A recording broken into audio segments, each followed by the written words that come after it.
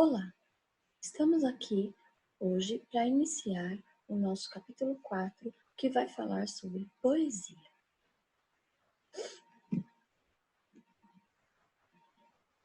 Nas páginas 10 e 11, nós encontramos um desenho onde há um músico, provavelmente com seu violão, e o que será que se trata essa poesia?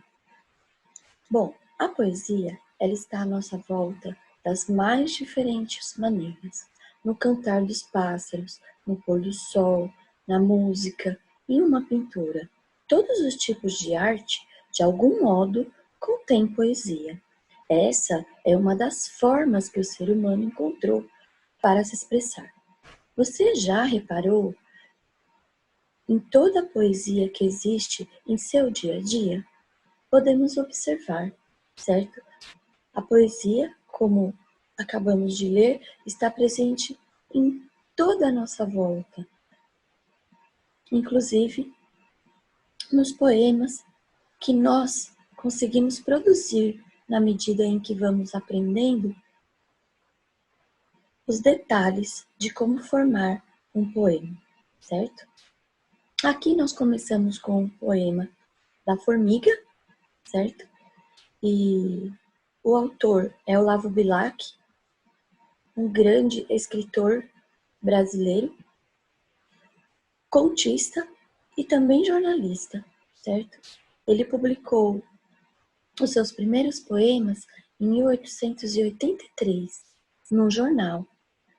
Mas um livro mesmo sobre poesia, só em 1888, que recebeu o nome de Poesias, certo? Olavo Bilac também fundou a Academia Brasileira de Letras. Em suas produções poéticas, ele sempre valorizou a composição com o uso de rimas bem elaboradas, o ritmo marcado no emprego de vocabulário rebuscado, ou seja, requintado. Inclusive, essa é uma das principais características do período que nós chamamos de parnassianismo. No entanto, ele vai ser mais detalhado para vocês somente no ensino médio. Em frente, né, aí nós temos os exercícios de interpretação escrita, certo? Na página 14 e na 15. Mas aqui na 15, ele já dá uma informação a respeito dos poemas, certo? Que o poema, ele é organizado em blocos. Esses bloquinhos são chamados de estrofes. E essas estrofes, por sua vez, são organizados em linhas chamadas versos. Ou seja, nós, em algum momento do nosso estudo, já tivemos conhecimento de cada uma dessas partes, certo? Então, nós sabemos que em cada linha do poema, ele recebe o nome de versos, certo? E formando esses bloquinhos, eles vão estar montando as estrofes, certo? Aqui eu tenho um exemplo, né? Cautelosas e prudentes, o caminho atravessando, as formigas diligentes vão andando, andando. Então, eu tenho uma estrofe formada aqui, ó, 1, 2, 3, 4 versos, ok?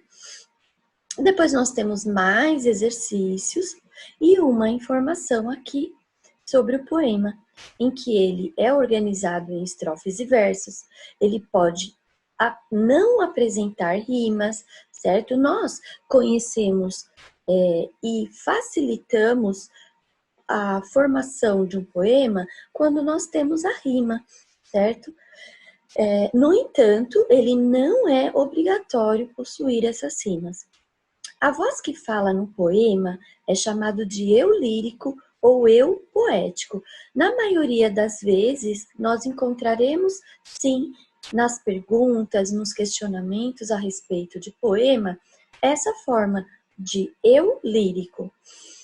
E nesse gênero, as palavras são trabalhadas de forma especial, por meio das figuras de linguagem, das rimas, do jogo das palavras, a fim de contribuir um sentido ao texto e também ao ritmo, certo?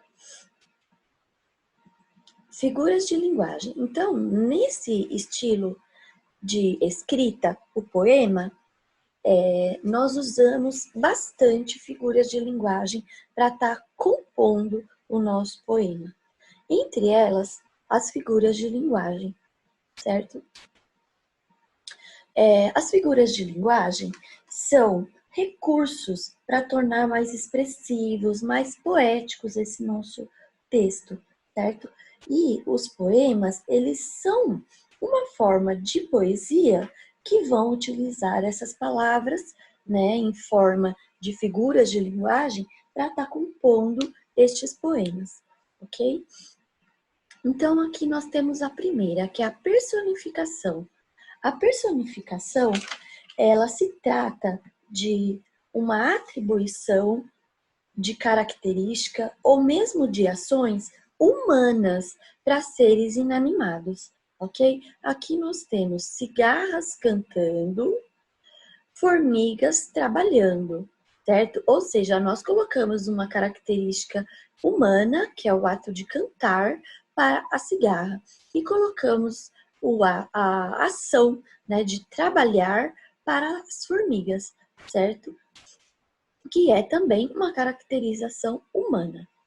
Depois desse poema, nós temos algumas questões que estaremos prontos a responder após algumas explicações, certo? Então, aqui, ó, como eu disse anteriormente, a figura de linguagem, ela é um recurso utilizado para tornar os nossos textos mais expressivos e poéticos. E ele consiste no emprego de palavras num sentido diferente daquele que comumente são utilizados, certo? Num determinado momento do nosso aprendizado, a gente também já falou sobre linguagem figurada. Então, nos poemas, nós trabalhamos bastante essa linguagem figurada dentro das figuras de linguagem, certo? A primeira delas, como nós vimos acima, é a personificação ou a prosopopeia, certo? Que é uma figura de linguagem utilizada para atribuir características ou ações humanas aos seres inanimados ou irracionais, comentados ali acima, certo?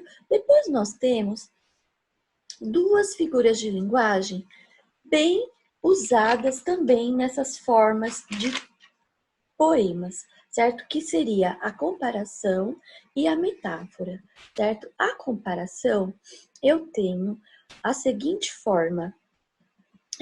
Eu vou usar dois elementos para fazer uma comparação, certo? E eu utilizo termos como as palavrinhas como, qual, que, para estar comparando um termo com outro, certo? Vamos ler aqui o que o livro traz de resumo para nós a respeito da comparação. A comparação é uma figura de linguagem que ocorre quando estabelecida uma aproximação de dois elementos, entre os quais existe uma semelhança, por meio de um elemento comparativo explícito, a fim de realçar uma qualidade do primeiro elemento. Ou seja, nós vamos aproximar esses dois elementos usando uma comparação para exaltar a qualidade de um deles, certo? Por exemplo, seu olhar é como uma estrela a brilhar no céu. Esse como eu tenho como um termo que compara duas coisas, certo? Então, aqui, ó, nesse exemplo do exercício 2, a menina azul é fresca como um azulejo. Então, neste caso, ele também está utilizando aí a figura de linguagem comparação, tá? A seguir, nós temos a metáfora. A metáfora é uma outra figura de linguagem muito utilizada nos poemas. Aqui, ele nos dá a seguinte definição, que a metáfora é a figura de linguagem que ocorre quando há o uso de uma palavra no sentido figurado. Lembra, no início da explicação sobre metáfora, ou melhor, sobre figuras de linguagem, eu disse que nós utilizaremos aqui nas figuras de linguagem um sentido figurado das palavras, substituindo outra em virtude de uma relação de semelhança entre elas. Ou seja, é uma comparação subentendida e sem a presença de um elemento comparativo, como na comparação, que eu disse a vocês que o termo como, qual, que, entre outros, serviria para esse comparativo. Aqui na metáfora, ela tem uma diferença. Eu vou usar o termo por aproximação, no entanto, a minha mensagem, ela vai ficar, vamos dizer assim, escondidinha, ela vai ficar subentendida. Aqui para baixo, na página 20, nós temos exercícios, tá? Sobre esse trecho de um poema do livro Poesia de Bicicleta, tá? E só para vocês terem uma maior ideia, eu vou usar a mesma frase que eu usei anteriormente para estar comparando. Olha, lembra que eu tinha usado seu olhar é como uma estrela a brilhar no céu? E nesse caso, eu usei o termo como para estar comparando o termo olhar como uma estrela. A mesma oração, só que mudando o termo. Eu vou tirar o como daí. Ó, seu olhar é uma estrela a brilhar no céu. Neste caso, eu estou comparando implicitamente, escondidinho, o olhar com a estrela e eu não utilizei o termo comparativo como, ok? Veremos aqui a seguir a diferença entre a metáfora e a comparação. A metáfora e a comparação são figuras de linguagem bastante empregadas nos textos literários, como nos poemas explorados nessa seção, podendo ser confundidas por causa da sua semelhança. Para diferenciá-los, a seguir uma dica. A comparação, ela ocorre quando contrapomos um elemento ao outro por meio de palavras como qual, que, do que, entre outros, e do emprego da qualidade comum entre eles. Por exemplo, a vida é azeda como um limão. E lembram a comparação que eu tinha feito? Seu olhar é como uma estrela a brilhar no céu, ok? Então, ele utilizou esses termos comparativos para que haja o emprego da figura de linguagem comparação. Depois, nesse mesmo exemplo, a vida acompanhada da qualidade comum, azeda, está sendo comparada por meio do uso do conectivo como a um limão, certo? No caso da metáfora, ocorre quando a palavra como e a qualidade comum, elas estão suprimidas, ou seja, a gente não vai conseguir enxergá-las dentro do verso. E a associação entre os elementos, ela passa a ser subjetiva, ou seja, ela vai ser utilizada subentendida, certo? Como eu havia dito antes, um tanto quanto escondida. Eu vou ter que perceber o contexto para entender. A vida é um limão. Nessa frase, a palavra vida, ela está sendo comparada subjetivamente a um limão, sem o emprego do conectivo comparativo e da qualidade comum. Ou seja, ela não está usando esses termos como, qual, que, do que, e ela está implicitamente comparando o limão com a vida, certo? Porém, ela não usa esses termos de comparação. No mesmo exemplo que eu havia dado, o seu olhar é uma estrela a brilhar no céu. Ou seja, o olhar e a estrela, eles estão sendo comparados implicitamente, sem o uso das palavrinhas, dos termos que me deixam claro que eu estou usando a comparação e não a metáfora.